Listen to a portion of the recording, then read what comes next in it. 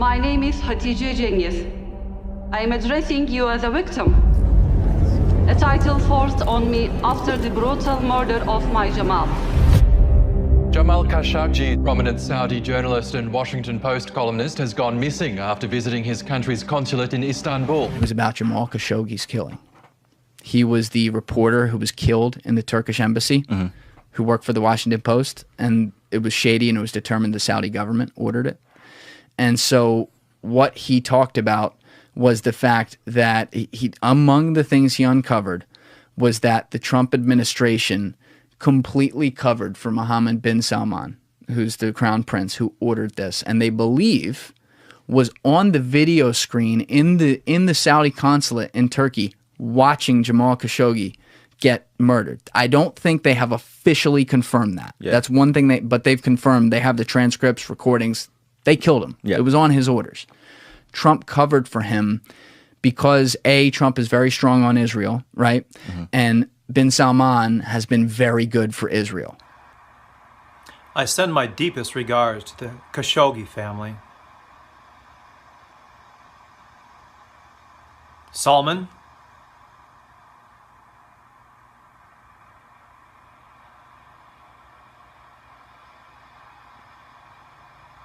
you have made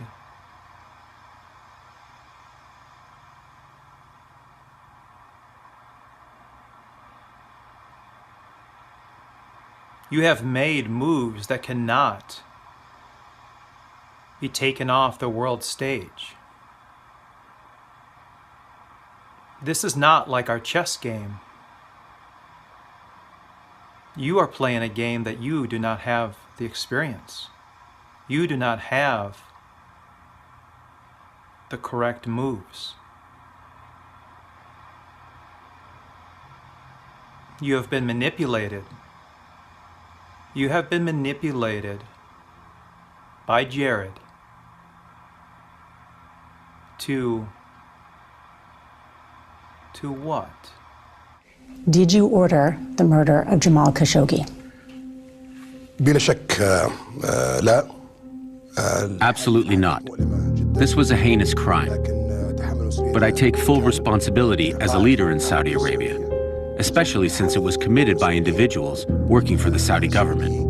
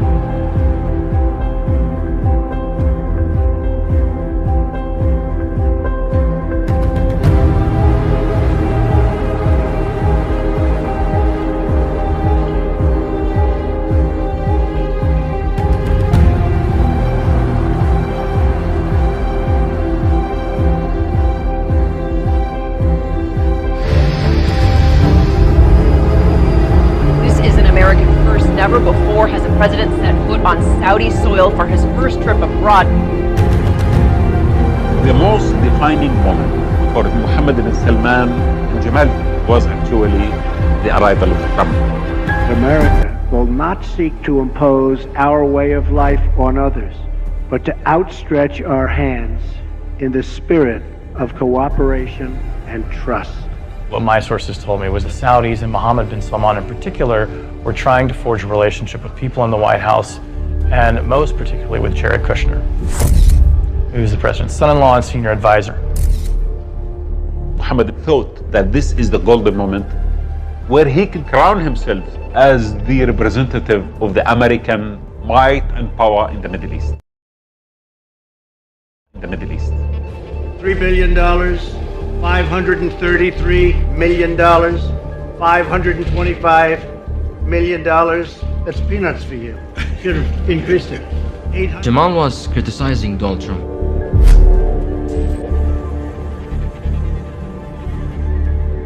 He said that he's milking the country. The regime got very angry with Jamal. He continued to be outspoken.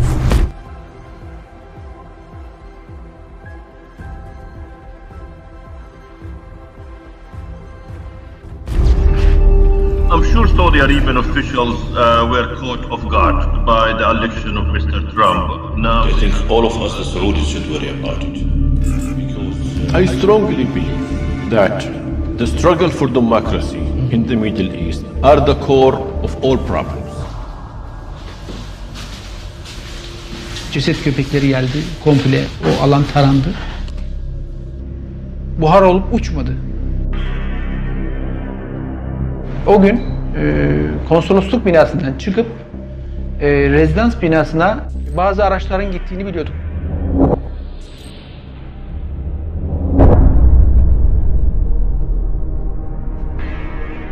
Yaptığımız tespitlere göre Cemal Kaşıkçı'nın cesedi başkonsolosun konutuna taşınıyor. Buna eminim.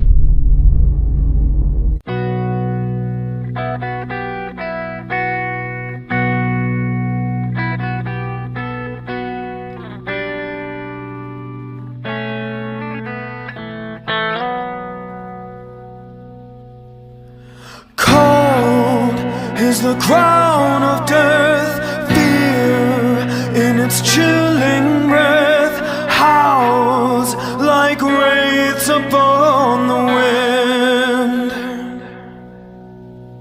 Watch with weeping eyes, flames on a bleeding sky. I have seen true betrayal.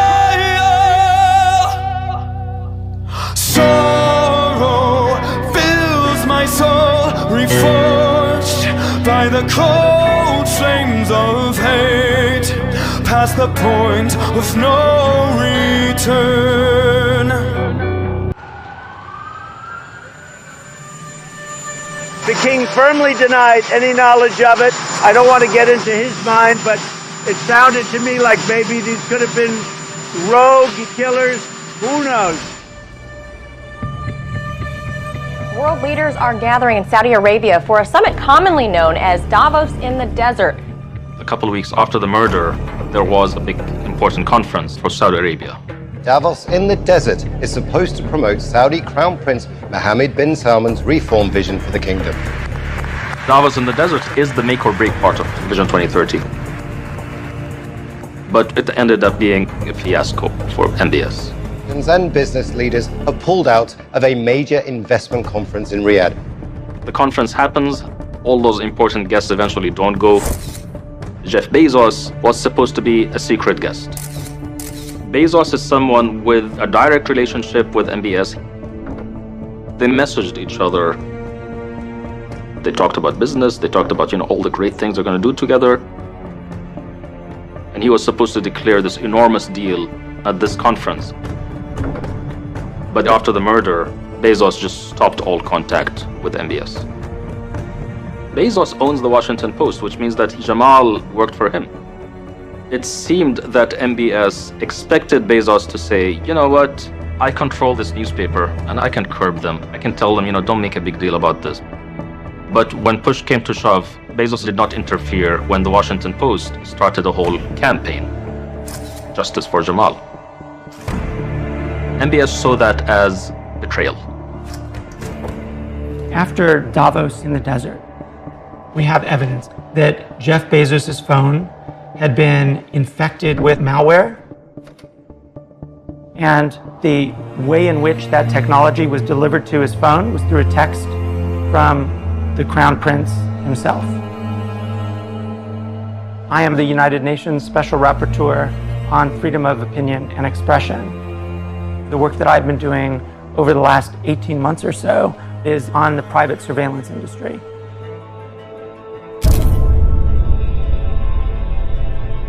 A video was sent in 2018 from MBS's WhatsApp account to Jeff Bezos' phone. Then we see this massive increase in data leaving the phone. But it was only after the killing of Jamal Khashoggi that the Washington Post was an important target for Saudi Arabia. This was exactly the moment when the National Enquirer was saying to Bezos, we have evidence connecting you to an affair. So Bezos' security team is learning that his phone may have been compromised. But at the same time, Bezos is getting WhatsApp messages from MBS that are strange. Essentially, whatever you're hearing about Saudi involvement in this is not true. In order to send those kinds of text messages, MBS has to know what Bezos is learning about Saudi involvement. And then what we see is that there's this massive Saudi online campaign, a Twitter campaign against Jeff Bezos. The intention was to humiliate and to punish Bezos. It was exactly the same thing that they did to Jamal.